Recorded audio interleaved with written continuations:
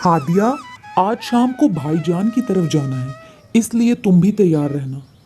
आज जायदाद का बंटवारा होना है।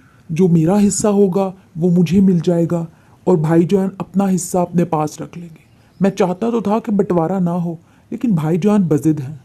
वहाँ गांव के और भी लोग आए होंगे, इसलिए तुम मेरे को साफ से कपड़े इस्त्री कर देना और शाम को वक्त पर तैयार रहना। बुरा मत मानिएगा असजद, लेकिन जाने का फ़ायदा तो कोई नहीं। आपके बड़े भाई ने आज तक आपके साथ इंसाफ नहीं किया किसी भी मामले में, तो ये जायदाद के मामले में कैसे इंसाफ करेंगे? इसलिए जाने की क्या ज़रूरत है। जो उन्होंने आपको हिस्सा देना है वो उन्होंने दे के ही रहना है और बाकी वो अपने पास रख लेंगे।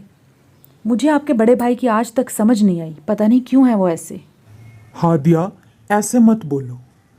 तुम तो जानती हो कि मुझे वो बाप की तरह अजीज़ हैं। मैंने कभी उनसे फ़र्क नहीं किया। मैं उन्हें अपना बड़ा बाप ही समझता हूँ। वो जो भी हिस्सा देंगे मुझे मंजूर है, नहीं भी देंगे तो भी मंजूर है। तुम तो जानती हो मुझे इस रुपए पैसे से कोई सरोकार नहीं। बस मैं चाहता हूँ मेरा भाई मुझसे जुड़ा रहे। अरे अच्छा हुआ कि आप सब लोग आ गए। और जहाँ तक बंटवारे की बात है वो तो हो गया। बात तो बिल्कुल वाज़ेह है।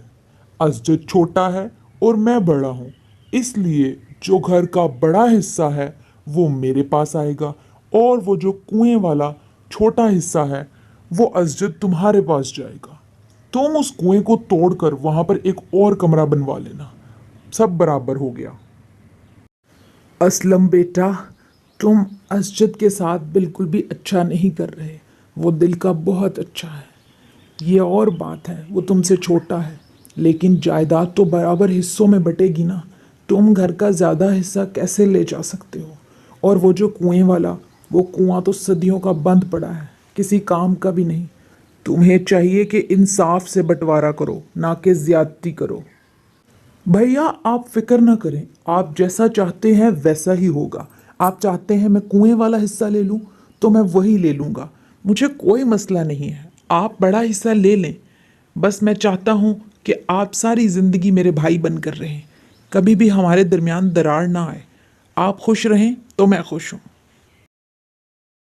हादिया, अपना सामान पैक कर लो।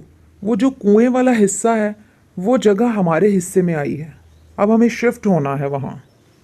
देखा, मैं ना कहती थी कि आपके भाई वही करेंगे जो वो चाहते हैं, और उन्होंने ज़मीन का ज़्यादा हिस्सा अपने पास रख लिया और वो पुराने कुएं वाली जगह हमें दे दी। वो कुआं जो सदियों का बंद पड़ा है, ना वो किसी काम का है। उसके बाद वो दोनों कुएं के साथ वाले कमरे में रहने लगे।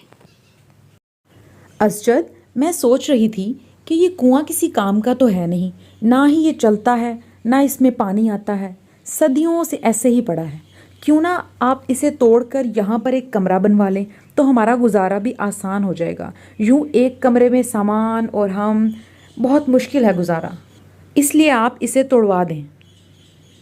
अरे हादिया, ये तुमने क्या कह दिया? तुम तो जानती हो कि ये हमारे दादा परदादा की निशानी है। ये कुआं आज तक किसी ने यहाँ से हिलने नहीं दिया, तो मैं कौन होता हूँ जो इसे तोड़ूं? हम गुजारा कर लेंगे, तुम फिक्र मत करो। अरे बाबा जी, आप यहाँ पर ऐसे क्यों बैठे हैं? आपकी तबीयत ठीक नहीं लग रही, क्या हुआ है? अरे बेटा, तुम तो जानते हो कि हमारे घरों में पानी का बहुत मसला है। इतनी दूर से यूं नदी से पानी भर कर ले जाना पड़ता है। मेरा कोई जवान बेटा भी नहीं, इसलिए थक जाता हूँ मैं ये बाल्टियाँ उठा उठा कर। तभी सांस लेने के लिए थोड़ी देर रुक गया था कि तब तक ठीक हो जाऊँगा, फिर उठा कर ले जाऊँगा। अब आपको यहाँ पर आने की ज़रूरत नहीं। मेरे होते हुए मैं आपको परेशानी में नहीं देख सकता, इसलिए अब रोज़ाना आपका पानी भर कर आपके घर मैं देकर जाऊंगा। आप सुकून से अपने घर रहिए। असजद बेटा, तुम कितने अच्छे हो।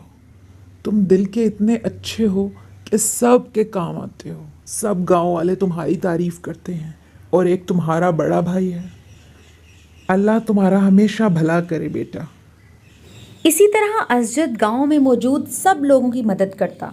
असजद दिल का इतना अच्छा था कि वो किसी को भी तकलीफ और परेशानी में नहीं देखता था। सब लोग उसे दुआएं ही देते थे। असजद, घर की सफाई तो मैंने कर दी है, आप ये झाड़ू लेकर कहाँ की सफाई करने जा रहे हैं? सब ठीक तो है? हादिया, गांव के लोग पानी की वजह से बहुत परेशान हैं। लोगों को नदी से पानी ले जाना पड़ता है। इस वजह से मैं सोच रहा था कि मैं इस कुएं को कोशिश तो करूं, चला कर तो देखूं, सफाई वगैरह करूं। हो सकता है ये कुआं चल पड़े, नीचे से खुदाई करते हैं, हो सकता है पानी देने लग जाए। बस इसीलिए कुएं की सफाई करने जा रहा था। ये तो अच्छी बात है। चलें आप कोशिश करके देख लें, हो सकता है आप कामयाब हो जाएं। उसके बाद असजद ने अच्छे तरीके से कुएं के अंदर से उसकी सफाई की और उसकी खुदाई की। जैसे ही उसने उसकी खुदाई की तो अंदर से उसे एक सोने का संदूक मिला। उसके अंदर सोना भरा पड़ा था। असजद ये देखकर हैरान भी हुआ और खुश भी। उसने गांव के सब लोगों को सोने के बारे में बताया। सब लोग वहां इकट्ठा हो गए। असजद ने तय कर लिया था कि वो इस सोने से गांव के लोगों की मदद करेगा। गांव के लोगों ने उसे बहुत दुआएं दी और सब लोग बहुत खुश थे। और वहाँ उसका भाई मन ही मन में पछता रहा था कि उसने सोने वाली जगह क्यों दे दी इसे। अब वो सोच रहा था कि कुआं उसके पास होता तो सोना उसका होता। उसके बाद असजद ने उस सोने की मदद से एक बड़ा सा प्यारा सा घर बनवाया, जहाँ वो हादिया के साथ हंसी खुशी ज़िंदगी गुजारने लगा। उसके बाद उसने गांव के लोगों के लिए उनके घरों के नज़दीक ही बड़े बड़े मीठे पानी के कुएं लगवा कर दिए। अब लोगों को नदी पर पानी ले जाने नहीं जाना पड़ता था।